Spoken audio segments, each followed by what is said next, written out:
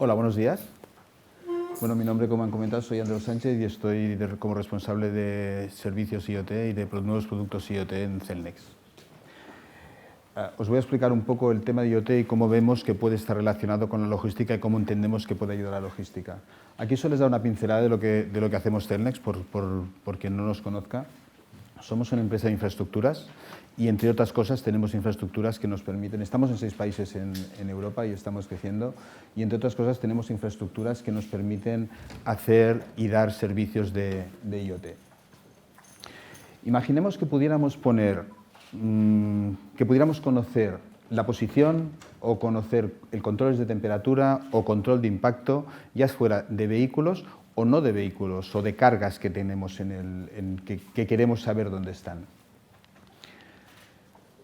¿Qué podríamos saber? Podríamos saber dónde está mi carga, se está siguiendo la ruta correcta, dónde están mis clientes, si ha roto o no se ha roto la cadena del frío, ha habido un impacto, si ha habido un impacto, a quién le corresponde, de qué seguro tiene que pagar esta parte del impacto, de quién es la responsabilidad, tengo que reponer, necesito ayuda el cliente necesita mi ayuda, nivel de stocks. Todo esto es lo que, mediante unos dispositivos que son mediante la Internet de las cosas, ¿vale?, que consiste en unos dispositivos más una red, ahora lo veremos un poco más en detalle.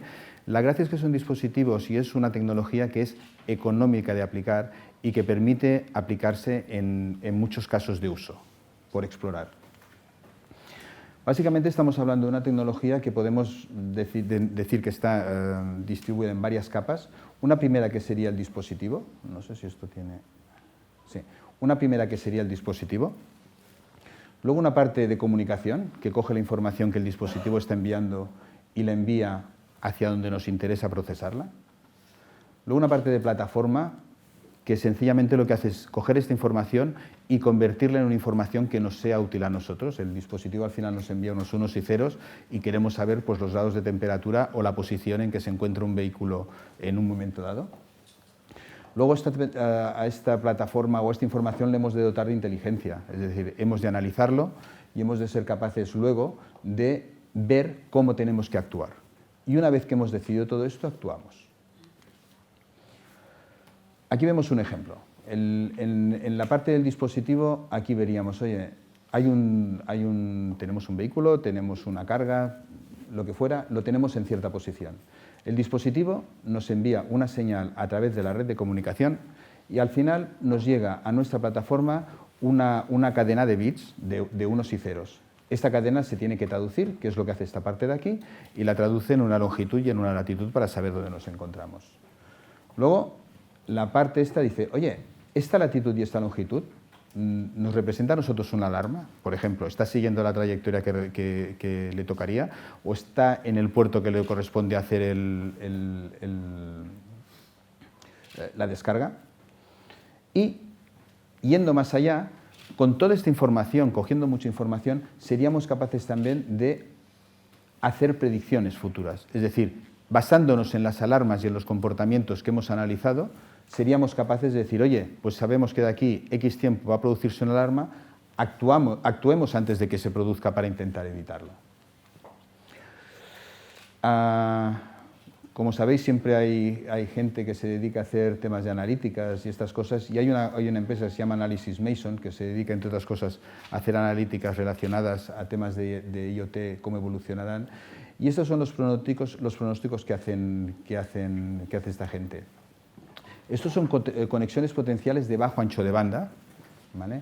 Y aquí vemos que una de las partes, bueno, aquí los colores no se ven muy bien, cuando lo tengáis disponible lo podéis apreciar mejor. Aquí veremos que hay una parte muy importante asociada a logística y tracking.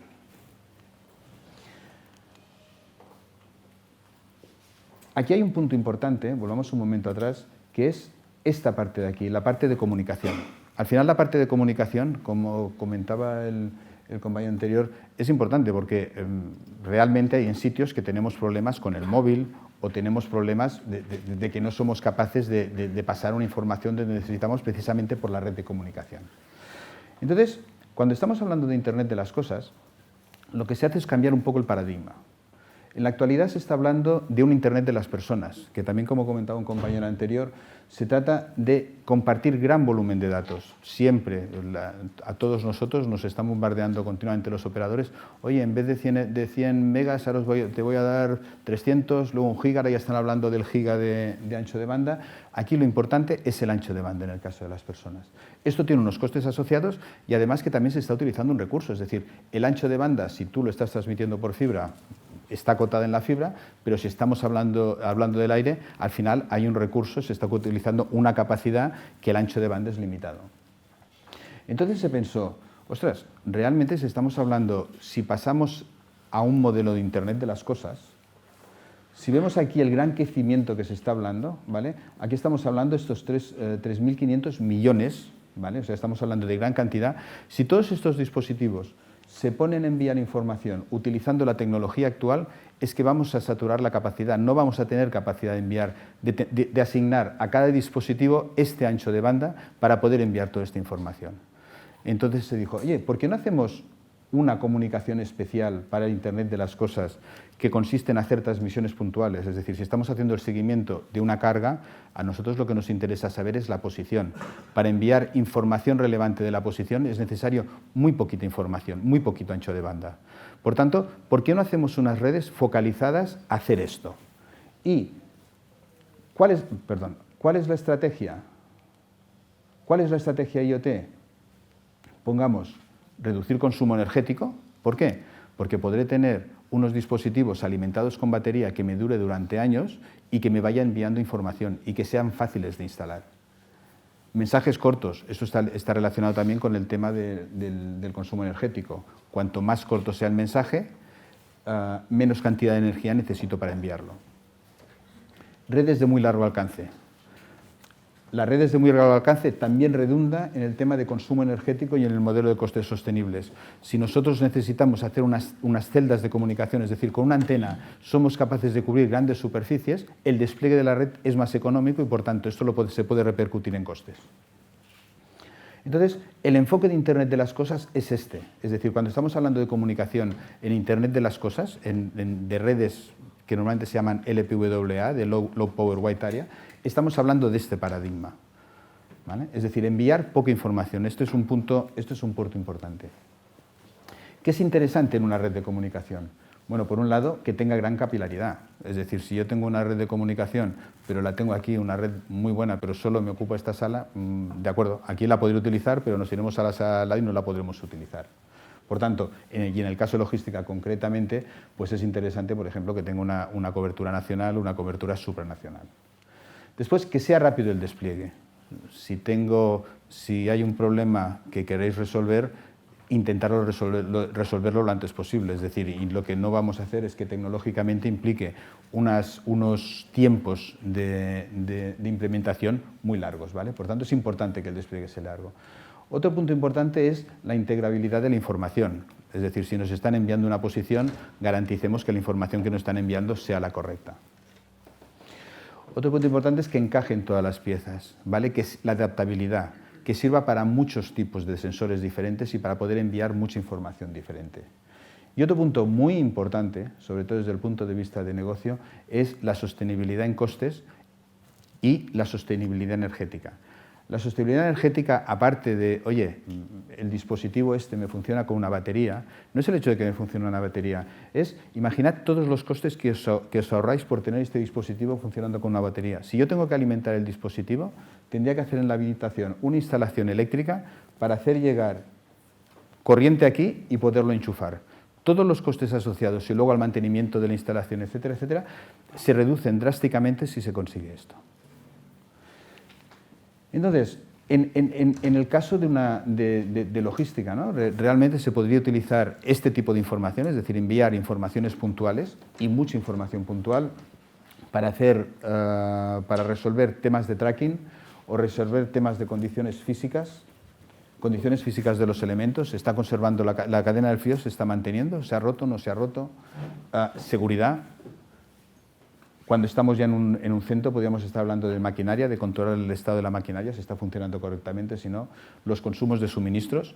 Podríamos coordinar fácilmente lo que son consumos de suministros enviando mensajes a través de estas redes. Luego, parte de tracking, inventarios, bienes valiosos, el nivel de uso, ya en casa del usuario se podrían ver niveles de uso, condiciones de funcionamiento, garantías, si cubre, si no cubre, se podría coger mucha información. Importante, el tema de la red global, ¿vale? Como hemos comentado antes, el tema de que esté presente en cuantos más sitios, mejor. Cuando hablamos de tecnologías de comunicación, de redes de comunicación relacionadas con IoT, hay muchas. Las que están más en boga, porque son las que tienen mayor difusión, es LoRa, NB-IoT o LTE-M, que estas están asociadas a sistemas de telefonía móvil, y luego otra que se llama Sigfox, ¿vale? LoRa, actualmente en España en concreto, se han intentado en algún país hacer en algún país se ha hecho algún despliegue masivo, pero no en muchos. Se ha hecho en Francia, se había intentado, Orange lo intentó, dijo que ya no va a seguir con LoRa, que se va a dedicar al LTE-M. Entonces, LoRa, entendemos, nosotros somos operadores de infraestructuras y la verdad es que al final nos es igual operar un tipo de infraestructura que otra, no nos casamos con nadie en este aspecto, ¿no? Nosotros, desde nuestro punto de vista, entendemos que LoRa es muy práctico para redes privadas, ¿vale? Y siempre requerirá un despliegue, una gestión y un mantenimiento. Es decir, si yo tengo aquí necesidad, por aquí por la zona, de recibir información que puede ser IoT, con LoRa lo podría hacer. Tendría que hacer un despliegue de red, ponerla en funcionamiento y la podríamos utilizar. De las otras dos tecnologías que hablaba, de Sigfox y NB-IoT, desde nuestro punto de vista son complementarias, NB-IoT y Sigfox. ¿Por qué? Sigfox actualmente puede enviar menos nivel de información, pero los costes son mucho más aquilatados, ¿vale? Sigfox funciona con licencia libre, los costes del chip son más económicos que los costes del chip de NB-IoT del orden de un orden de magnitud, y al final los costes son más aquilatados. ¿Qué quiere decir? Que para los casos de usos en los que se puede utilizar Sigfox, probablemente será mucho más eficiente desde el punto de vista energético de costes utilizarlo. Pero también Sigfox no permite grandes anchos de banda, no grandes como lo que hablamos antes de gigas o de megas, pero mucha más información, y NB-IoT sí que lo permite. Entonces entendemos que en un futuro habrán soluciones que se tendrá que combinar ambas tecnologías, para que lo óptimo sería combinar ambas tecnologías. Importante, cuando vamos a aplicar cualquier tipo de tecnología, ¿qué es lo que queremos hacer? Antes estábamos hablando de lo que es el cambio digital, ¿vale? La conversión digital. Es muy importante tener en cuenta toda la cadena, es decir, aprovechar las nuevas tecnologías no solo para resolver el problema que nos acucia, que es importante, sino para replantearnos cómo estamos haciendo las cosas. Es decir, si yo, mediante un cacharrito que he puesto en una lavadora, mediante una información que tengo en una lavadora, y yo puedo saber dónde está situada, yo como operador logístico o yo como fabricante, ¿por qué no le damos una aplicación al cliente que también sepa su envío, dónde lo tiene, cuándo le va a llegar, y que sepa realmente que tenga una información veraz y objetiva de dónde está? Es decir, podemos dar otro tipo de servicio a nuestros clientes. Entonces, pensemos, cuando queremos hacer un cambio, una transformación digital, en la parte de transformación. Antes también lo comentaba un compañero. Oye, no veamos solo solucionar el problema, démosle más amplitud, veamos en qué otras cosas podemos solucionar y qué otras ventajas podemos tener de cara al negocio, qué otros servicios podemos dar, cómo puede afectar a nuestros clientes y también a toda la parte interna de nuestra cadena de valor dentro del negocio. Aquí hablo de tecnologías de localización, ¿vale? Actualmente se pueden utilizar, básicamente, ahora me centro más en Sigfox, ¿vale? Se pueden utilizar tres tipos de tecnologías de localización, que cada una tiene sus ventajas y sus desventajas. Sigfox, la tecnología de localización Sigfox es lo que Sigfox le llama City Block, y es porque la localización tiene una precisión del orden de algún kilómetro. ¿Eso qué quiere decir? Hombre, si yo quiero saber si estoy aquí exactamente, no me vale, pero si estoy haciendo un transporte entre Madrid y Barcelona y me interesa saber si va por los Monegros, que esté 1 kilómetro antes o 1 kilómetro después, no es muy relevante, ¿vale? Por tanto, para algunos casos de uso, esto se puede utilizar y es práctico. O, por ejemplo, si estoy distribuyendo, lo que sea, mesas, y quiero saber la distribución de las mesas geográficamente, cómo están, si yo tuviera las mesas, un cacharrito que me enviara una información, yo no la tendré localizada exactamente, pero yo sabré en qué zona se está utilizando más. Desde el punto de vista de marketing puede ser súper interesante para decir, ostras, donde me interesa realmente hacer más foco en la venta es en esta zona o en esta otra no, porque aquí vendo más, aquí vendo menos, voy a focalizarme aquí. Luego otra sería con Wi-Fi. Wi-Fi no quiere decir que envíe información Wi-Fi, quiere decir que lo que hace es ver qué redes Wi-Fi tengo cerca y mediante esta información, utilizando servicios de Google, de Firefox u otros agentes que hay que se pueden utilizar, puedes saber más o menos la localización. Aquí la localización, la precisión es más elevada, son del orden de metros, de decenas de metros, pueden ser 20, 30, 50, depende, ya te lo dicen. Y el consumo de energía es inferior que en el caso del GPS. Y además te valen interiores, porque el GPS, como sabéis, necesitáis estar en cielo abierto para que funcione, y con Wi-Fi no hace falta. Es decir, yo tengo aquí un tracker Wi-Fi y si en esta sala hay Wi-Fi, me dirá, oye, estás aquí, y me dirá la posición de una forma muy acertada. Y por supuesto se puede utilizar combinación de las tres, es decir, se pueden hacer trackers que tengan la parte de GPS y la parte de Wi-Fi, por tanto, sacamos lo mejor de cada caso. Por último, os quería comentar lo que comentábamos antes, que es importante una red desplegada, etc. Ahora, actualmente en España hay desplegada la red esta de Sigfox, ¿vale? de las tecnologías que estábamos comentando antes, de LoRa, Sigfox y NB-IoT. En el caso de LoRa, me consta que en algún sitio están haciendo alguna prueba piloto. En el caso de NB-IoT, Vodafone también está haciendo algún despliegue en algunas ciudades, pero no es ni mucho menos cobertura global, y las otras operadoras están wait and see, están mirando a ver exactamente si NB-IoT, si LTM, están analizando cómo hacerlo. Y lo que sí que es efectivo y es real es el despliegue que actualmente existe de Sigfox, ¿vale? Actualmente hay 1.300.000 dispositivos conectados a diario que están funcionando, están conectados. Tiene una cobertura de aproximadamente el 95% de la población en España y aproximadamente el 73% en cobertura en cuanto a área geográfica, ¿vale? A nivel europeo la cobertura también está muy bien, es decir, Francia está perfectamente cubierto, Alemania, Holanda, Países Bajos, bueno, hay una zona muy importante, la mayor parte de los países de la CE están cubiertos. Y está, solo comentaros que tenemos experiencia en varias aplicaciones de IoT y pues daros las gracias por vuestra atención. Si tenéis alguna duda o queréis alguna pregunta, la hacemos ahora o nos esperamos luego al descanso. Muchísimas gracias.